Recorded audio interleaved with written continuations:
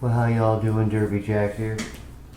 I ain't gonna be long. I really am not feeling well at all today, so bear with me. I actually been laying down most of the day. It's been a miserable day here in Tennessee, rain. But anyway, I came across this and I was reading it and I thought this was really real.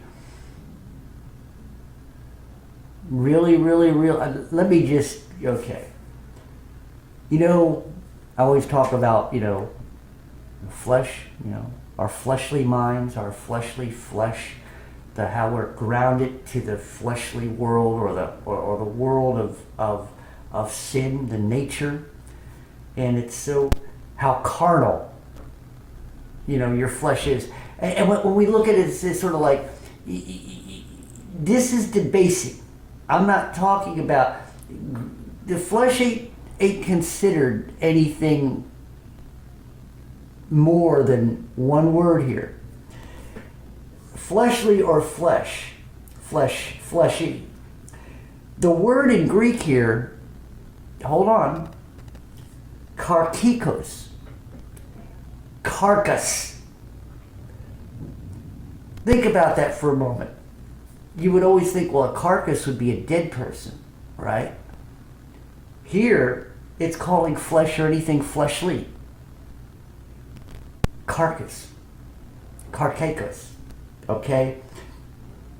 It signifies associated with or pertaining to flesh, carnal, the nature of the flesh, sensual. So the nature of the flesh and anything that pertains to flesh is already considered a carcass.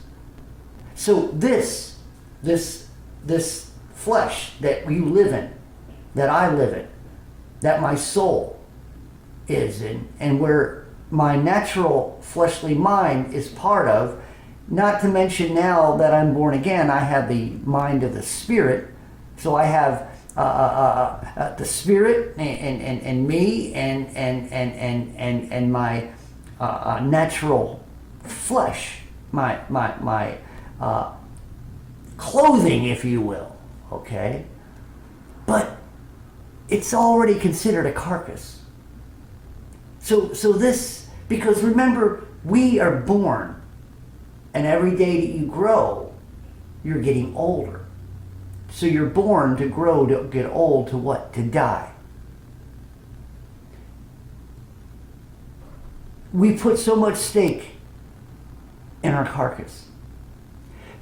People go out and they lift weights and they try to exercise to hold up their carcass. We sit there and we want to do things. We want to look good. We want to get younger. Take the bags out of our eyes, and we want to look at people get their tucks and tummy tucks and a little plastic surgery to preserve their carcass. So in this world, people are going out of their way to try to extend the life and the vitality of their carcass. I can't look at the body the same way now. I can't look in the mirror and see myself the way I did now. I am now looking at a fleshly carcass. Something that's already considered dead. The things that go with it. The carnalness, the sensualness. It's all fleshly. You see what I'm saying? It really isn't an honorable thing to be fleshly. I mean, I just found this to be, and then the other word, karkinos, denotes the flesh, fleshly. Determination, enos, signifies substance of or material of a thing. Of a thing. So your carcass, your body is a thing. We put so much stock in us.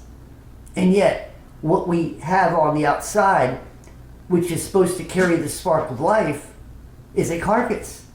A carkikos. A carnios. Carnus. Okay, let's see. Adjectives, fleshly, carnal, are contrasted with spiritual qualities.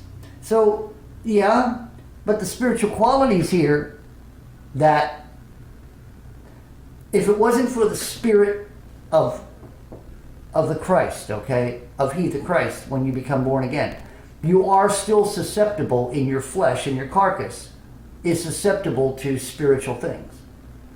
The things of the world, the spiritual fallen nature of the world. Remember, the nature is always still, and I would say, it's still representing the spiritual, the living, okay, the life force. Whether it's dark or whether it's of darkness or whether it's of light, there is still a spiritual force. And if you want to call it a living entity or whatever, what I'm saying is that we are susceptible to either the forces of good, of light, or we're susceptible to the forces of flesh.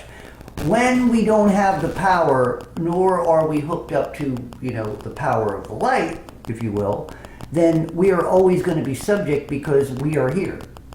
Remember, I say we're grounded here in on this earthly foundation of this and the nature that goes along with it, the error that goes along with it, and now that we carry along with it in our lives, our carcass.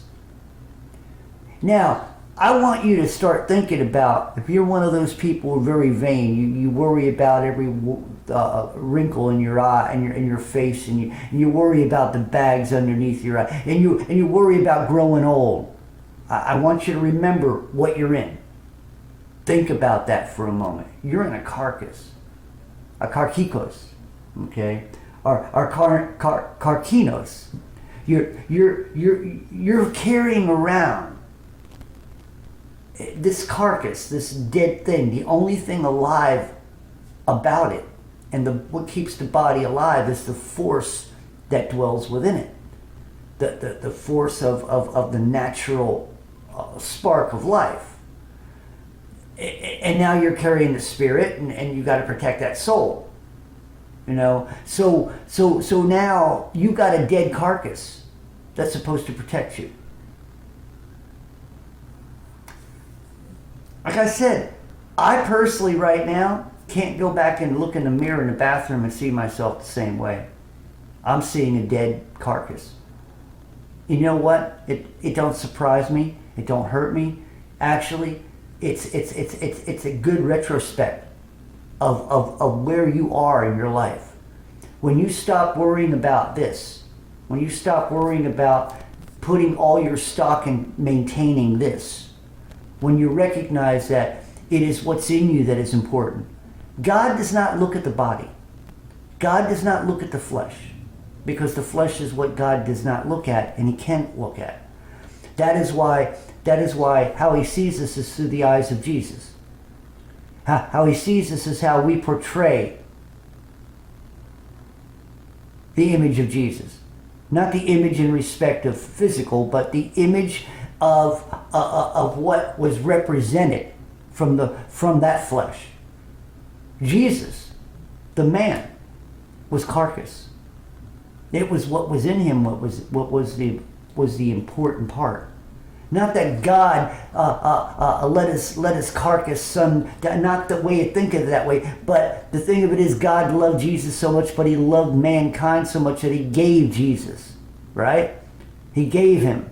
And Jesus died on that cross, right? Why? Because it wasn't the body was not important. And the body, of course, would be what? Resurrected. It wasn't as important. The body was a carcass to be used. It was used in His 33 years as He grew up and had His ministry and chose His apostles for the church. Then that was what the the carcass was supposed to do along with him. But then the carcass had a job of its own. For the carcass, the body, the flesh, the man, was to die. Knowing this, asked, "Can this cup be taken from me?" But no, for the spirit had to remind the carcass, the Jesus, he, the carcass, that his body was now to be used for death. When you finally put in retrospect what you are in the flesh, maybe you won't put so much emphasis on this world, and you won't put so much emphasis on this. Worrying about me. Don't get me wrong. I'm not saying that you stop exercising. I'm just saying there's so much that you're going to be able to do as you grow older. And the time that you spend wasting on trying to fix up an old house, there's better things to spend your time. You want to feel a little bit younger? Dig into God's Word. You want to feel a little bit better? Dig into God's Word. You want to do better? Dig into God's Word. You want to be preserved? Dig into God's Word. Do you want life everlasting? Believe in God's Word. Do you want to resurrect in a total package that no longer represents a carcass? That whatever body God is going to change is not going to be grounded or will have to be subject to the nature of this world, because this nature of this world will be gone. No longer attempting or no longer prompting the abilities of the carcass. No longer destroying the carcass. Understand this gravity spiritually that we live in, and as we're being pushed down or pulled, if you will, is that's what ages you. And you can't have enough power on your own to get out of the quicksand. Isn't it funny? They say quicksand, you always see people are going slowly, help me. But yet it's called quicksand. And I always thought that was funny. But you're sinking. And as you're sinking, you're realizing that no matter what you do in life, your body is sinking, your body is falling, your body, your face, real tight face, and now your neck, and you see those people, they move around, and I mean, this is what has got to happen. Why? This is a carcass. Without the life force keeping it, the heart beating and keeping the warm, the carcass is dead. In all technicality, the carcass, the body, without the life force, is dead. What I say that when a person's in a body and they've gone through some accident, head trauma, and they're in a coma and they don't think they can come out. The body. So the family has to make a decision. Do we keep them on respirators, or do we let them go? Because what you're left with is a carcass. The person inside, it was what important. The body's a carcass. The body's dead. You're allowing it to go. You're allowing it to do its biological things by keeping it on machines and keeping it. But if there's nothing giving signals, there's nothing there. And if that's the case, then the body's a carcass. There's a lot of people out there that are almost like that. They've let their cognitive thinking, or they've let their thinking processes basically lay dormant. The things that they could do to maintain themselves, they lay dormant along with the body. And of course the body is what? A carcass. So, just thought I would bring that out to you. Maybe make y'all give y'all a little bit of a different way of looking at yourself. So maybe in the morning when you go in, you wash your face before you go to work or whatever, maybe you'll look in that mirror a little deeper and start seeing that all this, it's pretty enough to go into the casket. You know? And as you get older, it doesn't matter how pretty and how much makeup they put on you. When you're looking at somebody who's dead in a casket, you're looking at a carcass. You know what? They call it today. You know what our terminology of it is now? Walking zombies. But in all reality, we're all a walking carcass. Derby Jack out. See you all on the other side.